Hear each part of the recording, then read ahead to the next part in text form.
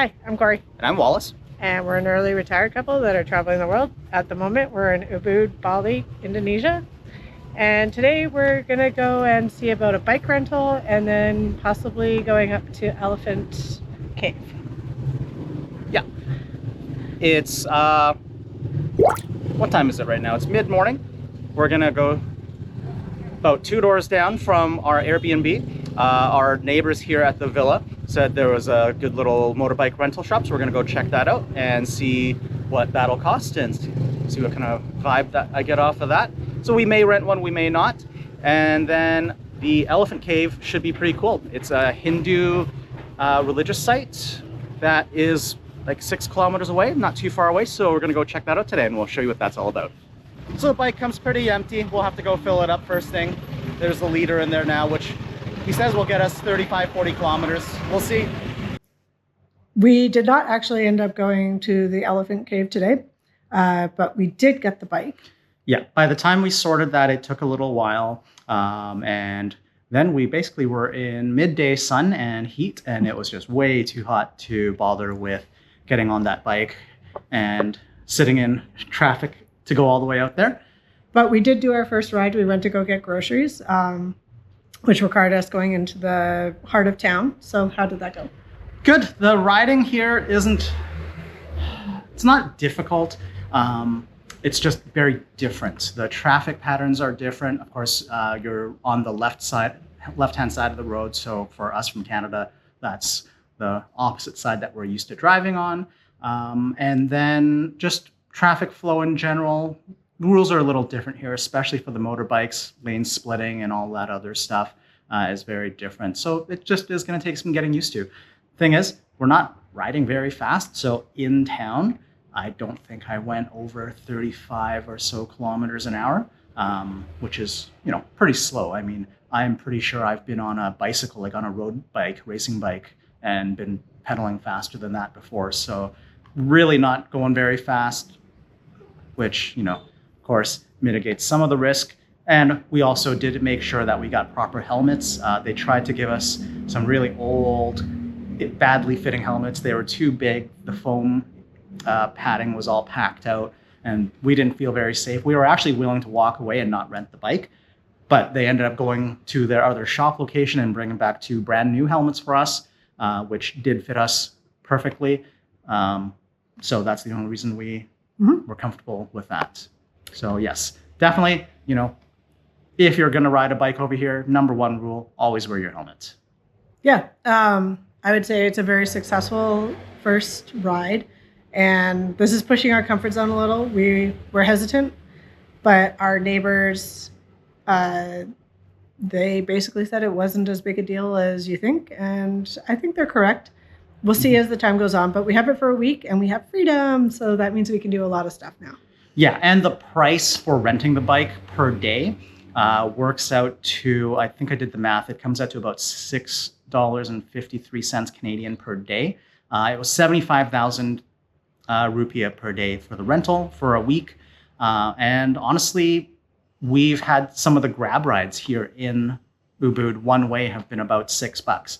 So definitely having the bike is going to be a lot easier and save us a little bit of money. So one thing on insurance, we did not get insurance, and don't freak out.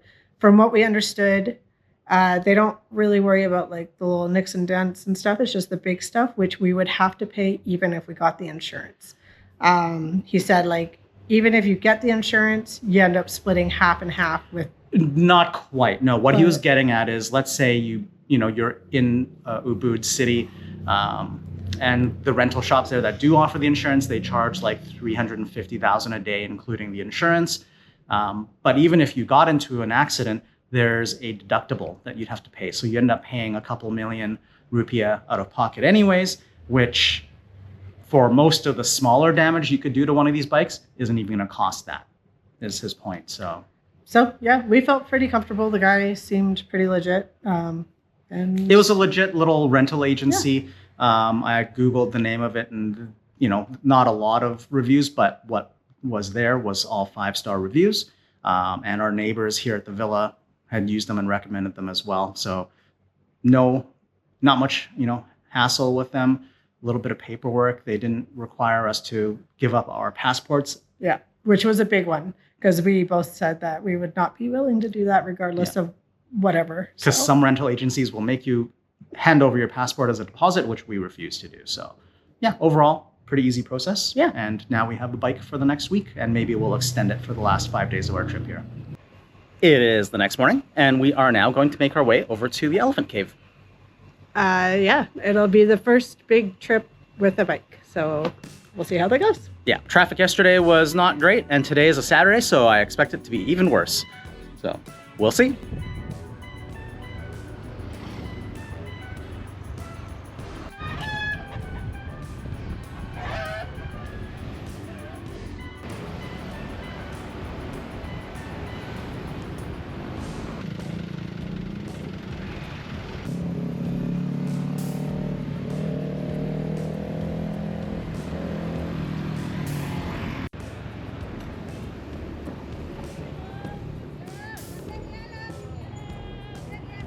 Instant.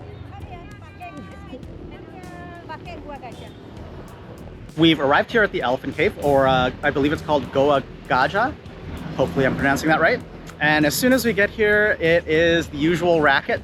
The ladies in the stores try to get you to park in front of their shop and then try immediately to sell you a sarong to cover your legs or sell you cold drinks or anything like that. And yeah, that's pretty typical of these places, and they basically refuse to leave you alone, even though they're not charging us for parking, so I'm honestly surprised. I figured there'd be a racket for that too. Yeah. How was the drive? I noticed that you were trying to do the 2-second rule between bikes and people just kept cutting in front of you. Yeah, keeping distance in front of you here is a little different because everyone else ignores that and basically sees that opening as an invitation to jump in front. It is what it is. We'll just ride as cautiously and as safely as we can here. And yeah, we'll do our best. Other than that, not too bad. Actually, traffic's a lot quieter than I thought. So. Yeah, it wasn't crazy today. I doubt that that's going to be the case going back. Yeah. So if you do come to the Elephant Temple, be warned, you do have to cover your legs, and that's guys and girls. We are currently using 2 of Cory's older sarongs that she's packed around, so if you don't, you have to buy one, which... They were really cheap. I think they were like 2,000 or something. 50,000 she was saying, which I'm sure you could get that cheaper. And for that matter, I think, if I'm not mistaken, once you go to pay for the entrance ticket to the Elephant Cave, they might even provide one there. I don't know that you actually have to buy one. That might just be part of the racket here. If we find out, we'll let you know. Yeah. Everyone's got to hustle and make a buck, right? So you got to appreciate it. Yeah. Respect the hustle. Yeah. All right. We're going to go in now. So we were right.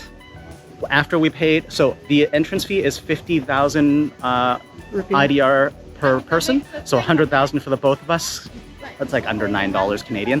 And as we come through the ticket check, they have sarongs for people that need to cover their shoulders or their legs. So you do not need to buy them. It's included in the rental's included in the price of admission. Which you saw on the internet, right? Yeah, I saw something to that effect online, but good to know that that is actually the case. So do not fall for the racket of buying a sarong at the parking area from those shops unless you want to and you want to support them, in which case go for it. First impressions of the Elephant Cave, absolutely beautiful. Very peaceful here. You can hear insects and birds, and just this first impression as we look down into the complex below, very beautiful.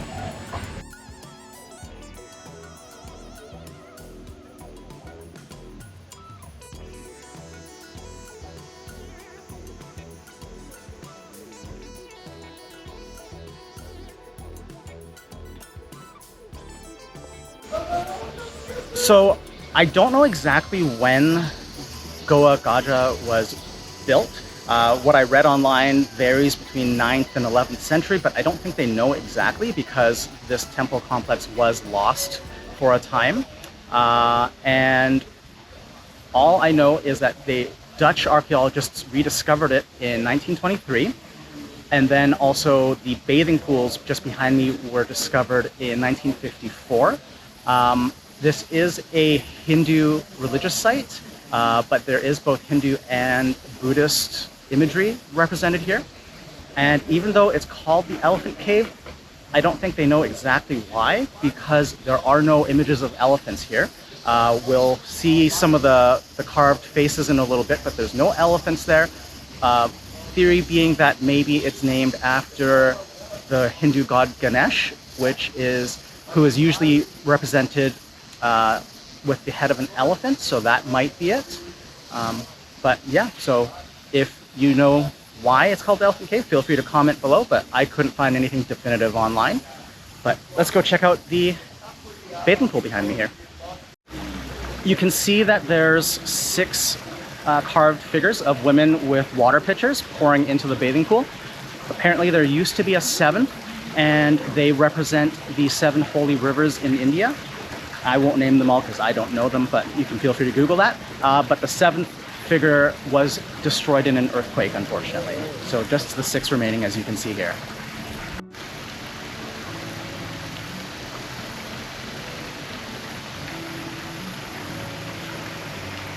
Behind me, you can see the cave entrance here, and it's the main big figure surrounded by all these other faces.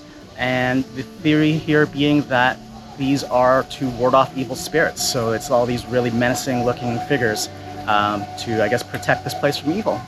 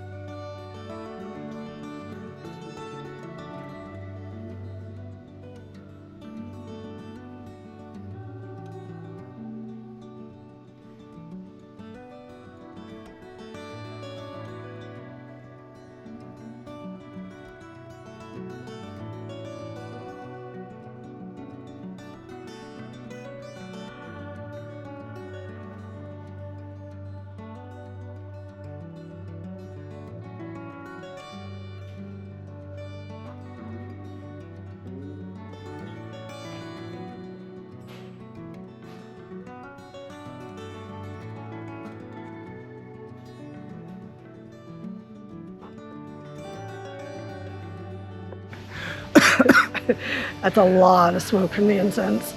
So when you walk into the actual elephant cave, it is literally just this little chamber. It tees off inside with a couple of altars on each side and in the center, and it's just choking full of incense smoke.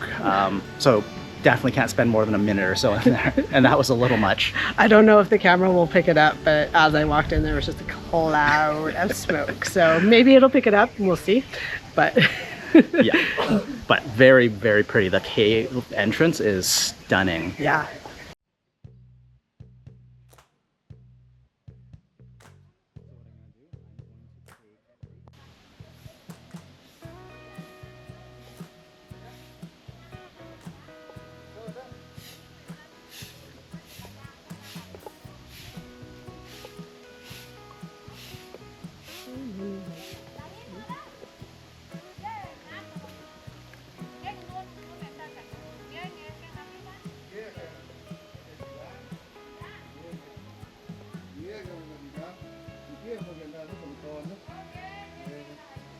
As with any tourist attraction in Asia, there's always vendors lining everything. So if you want a cold drink or a fresh coconut, you can get it right next to the temple and the bathing pool there. You just come through this little Balinese gate and there's vendors everywhere trying to sell you stuff. Also, for some reason, we got super lucky. It's really quiet in here on a Saturday morning. So we got here at about 10 o'clock, so I guess that's early enough. It is getting busier, the longer we stay here. But yeah, as with just about anything touristy, get there early and you'll have the place a little bit quieter, or maybe even to yourselves if you're lucky. We thought that the cave that we saw just recently was kind of it, we're very wrong. It keeps going and it is gorgeous. Here, I'll turn it around and show you.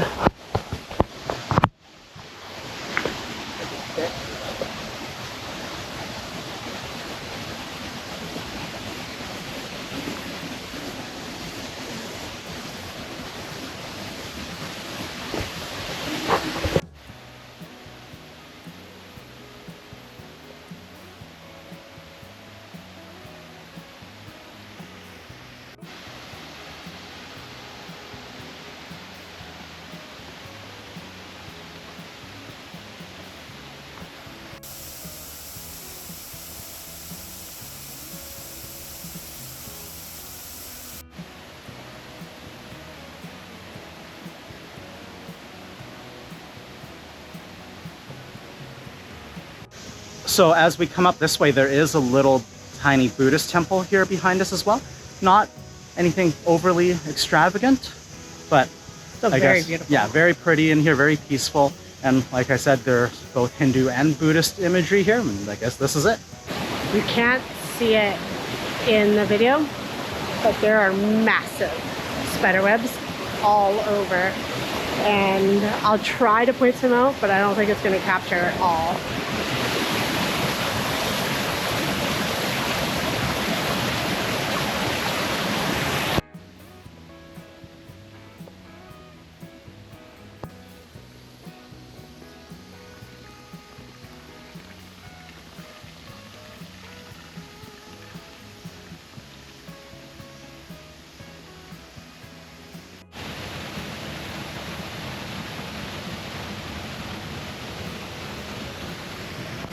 This is the first waterfall that we've actually enjoyed in all of Bali so far.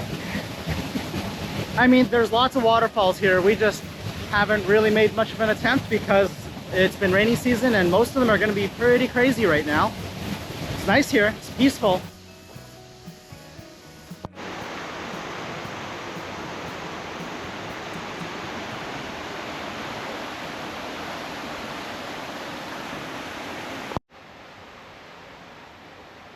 We're just down by the river here, and even down here there's remnants of these carved faces. This boulder right next to us here, you can see the eyes, the nose, and the teeth of the mouth. Right behind this face, there's this face. You can see it, eyes, nose, and teeth. I'm going to assume that those carved faces used to be up on this hillside and have just broken and crumbled down to the water's edge.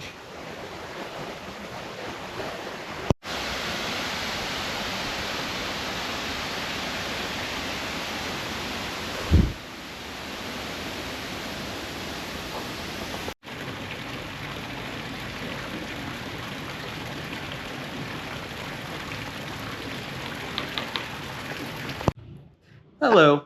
Us from the future. So we had filmed a little closing segment to this video, but somehow we managed to delete it or lose it or who knows what. So here we are from the future, and just wanted to give our closing thoughts on our day at the Elephant Cave. What did you think, Cor? I think it was absolutely gorgeous. It's in nature. You're not going to go wrong.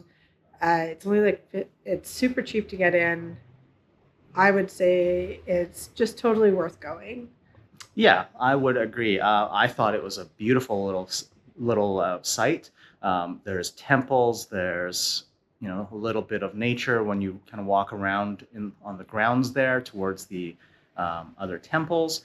And the only thing I'd say is just again beware of the basically the racket at the parking lot.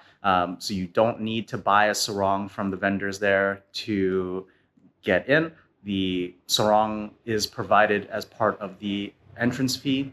So for 50,000 rupiah per person, I'd say well worth visiting. Yeah. And we did end up buying a drink from the person who was watching our bike. Here's the thing. We didn't have to pay. We kind of felt like we should buy something from her. because she did take care of a bike and she put cardboard on the seat to actually keep it from getting too hot. I don't know if she does that consistently or if they all do. Anyways, we ended up buying a drink, super overpriced. Yeah. We kind of just accepted it as our parking fee. Yeah. Like Cory said, she did, take care of our bike. She watched our stuff while we were gone, going so far as to put something over the seat to keep it from, getting scorched in the sun. And at the end of the day, 30,000, for rupiah for a drink is nothing to us. One other thing is you do have to have your wits about you because they will not stop trying to sell to you. So know what you want. Don't feel pressured into buying too much if you don't want to. Yeah, because we see all vendors basically as soon as you pull into the parking area, you get swarmed by multiple vendors, all trying to get you to park in front of their shop, all trying to get you to buy stuff. So I think that was really the only thing that detracted from the day. Other than that, the Elephant Cave temple complex itself was beautiful. The grounds that you wander around are beautiful. There's a little waterfall and a little river area, all the cool carvings everywhere that you saw in the video. So yeah, I think, would I go again? Yes, absolutely. So I think that'll do it for this video. Thanks very much for joining us today at the Elephant Cave. We hope you've enjoyed it. And if you did, please hit the thumbs up to give us a like and make sure you subscribe. And we hope that you'll join us in the next video for more adventures. Until then, stay curious and keep exploring. No, and then the leg break. Oh no. Yeah, this was 3 years ago. And then the doctor cut the leg better. Here, see, she's doing all very good though. She can jump. She can still jump? Yeah. Finding the gecko. What's your name? This Bobo.